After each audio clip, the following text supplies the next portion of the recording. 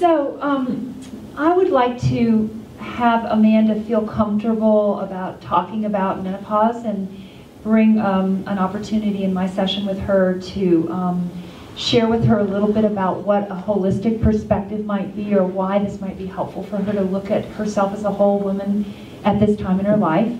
And I want to introduce her to Christiane Northrup's book, The Wisdom of Menopause, which is an amazing collection of articles and information about many different aspects of women, psychologically to medically to spiritually to everything that we've talked about here today. And in that process, help her to begin to understand that her body is talking to her very loudly because she hasn't been paying attention to many of the aspects of her life and the things that have been building up in her system and resolving some of these issues. The psychological, emotional, and spiritual issues that are building up are coming out through her body. And that's really important for women to understand, that we have to start looking at how to deal with these issues earlier and so that they don't reach this really big clog at menopause time. And that's why a lot of symptoms are larger and bigger than they need to be. So it's really important for, when I talk to Amanda, to help her understand how important it is to do her work right now, that this is key. And I would talk to her about possibly getting in my group, Women Finding Your Power, which is a group that I offer for women going through menopause, an opportunity to have a community of women where she can do her work, and that's often a really good opportunity. I also began to talk to Amanda a little bit about her relationship with her kids and her concern about what to do with my kids. As we begin to discuss this, I talked to her a little bit, or asked her more questions about her teenage years. So what happened to you?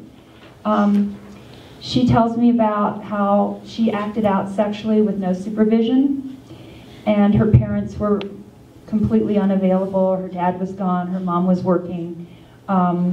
They weren't able to talk to her or be available to her when she was feeling really out of control. She had a lot of issues with guys and feeling very victimized and didn't have anybody to talk to. And it wasn't an environment in her home where she could really even come to her mom and talk to her about some of those things. So she was on her own. And as she talked to me more about that, she was able to let some of those feelings out and talk about how she felt abandoned by her dad and he wasn't available, and the lack of the feelings that he just didn't care for her anymore. So we began to work on expressing and feeling some of those times that happened in her life and working through the emotions that she had built up and shoved out or shoved down as a result of that time. Then she was ready to really think about and talk about the fact that, and I actually talked to her about the fact that she really isn't able to be an adult with her kids right now because she has all these unresolved issues that are blocking her ability to be an adult with her parent, with her kids. So that was a real breakthrough for her. And we talked more about how to work with these teenagers. I shared with her some parenting coaching ideas in terms of love-based parenting, different ways to set limits, different ways to help the kids learn how to make better choices and how to talk to them about that. We did some family therapy at the final bit of our work together in terms of helping her to talk to the kids more about healthy behavior and to enforce some of the things that they all decided would be better choices. And then I referred her to Dr. Scott. Thank you.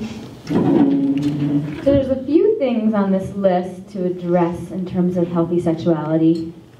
One, how to talk to your kids about sex and being a good role model. Two, there's the decreased lubrication piece. And three, there's dating the two men and how not to be the revolving door and pick good relationships. So in order of that, just pick them out. We'll talk about how to talk to your kids about sex, and I'd like to start with, if our parents didn't talk to us about sex, how do we know how to talk to our kids when we become parents? If you didn't learn it at home, where are you going to learn it? And so we bring into our homes as parents this fear around talking to our kids about sex and what that would look like and when to do it and what to say, and if we say something, what will happen. And so a lot of this is deconstructing those fears. What will happen if you say something? What will you say? What will happen? You know, and sort of playing out the different scenarios and really seeing if those fears are rational or irrational. And I do like to validate people's fears with evidence-based research and say that the more parents talk to their kids about sex, the research shows that it delays the onset of sexual activity. The myth is, if we don't say anything, then they won't do anything, and then we'll be okay. And that's a myth, because kids are curious. And if they don't get it from you, they'll get it somewhere else. So if you'd rather them get it from the internet or somewhere else, fine, but I prefer parents to be that safe place and that place where they disseminate that information. And again, the more the parents can do that, the research shows, the more the delayed onset. So when parents can hear that, and that's what the research is proving, it really alleviates a lot of those fears around talking to their kids about sex. And when I say talking, again, valuing her on her, honoring her value system. So whatever her value system is around sex, whether it be no sex before marriage, that's fine too. Whatever her value system is, at least discuss that with her kids so that they understand that she's a place that a conversation can happen. So then there's the piece around decreased lubrication. Common, really common. If you haven't hit menopause, it's a really common issue in terms of decreased lubrication. And here's the myth that it only happens at menopause. It happens throughout a woman's lifespan. I tell all women, again, 15 years old, 31, 81, doesn't matter where you are, lubrication should be by your bedside. It should be your best friend. And keep it there and make it part of your sex life, whether you're having sex with yourself or with a partner, because just because you're aroused doesn't mean you're lubricated. Oftentimes it does, but if you're aroused and you're not lubricated, then it's good to have lube on hand so there's less vaginal tearing and such. And what we didn't mention is, again, strengthening the vaginal walls with Kegels and keeping it lubricated so that you can have less tearing in the vagina. So for women who do have less lubrication during menopause, I recommend Replens, R-E-P-L-E-N-S, and that's a really long-lasting lubricant in any pharmacy. And it's a really good one because, again, it's very long-lasting. It's made specifically for women in menopause where there's a substantiated decrease in lubrication. And then the part around relationships and the revolving door and dating numerous men, which if she's happy with is fine, but it sounds like she's not happy with it. And so I would help her create a conscious dating list, which sort of looks like a list of character traits that she wants in a partner, and isolate the red flags that may be present with the men she's dating. And then really look at, what are her needs that she needs to get met? What are her boundaries? And what does she really want out of a relationship? What does it mean to her? Why have it?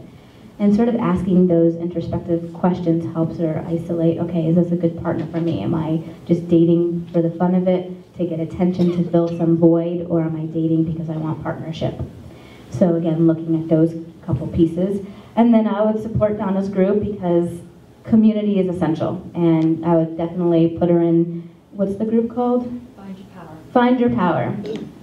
And if she doesn't live in Boulder, I would tell her to go find another group of women in the same age range going through similar issues, because again, support and community is essential.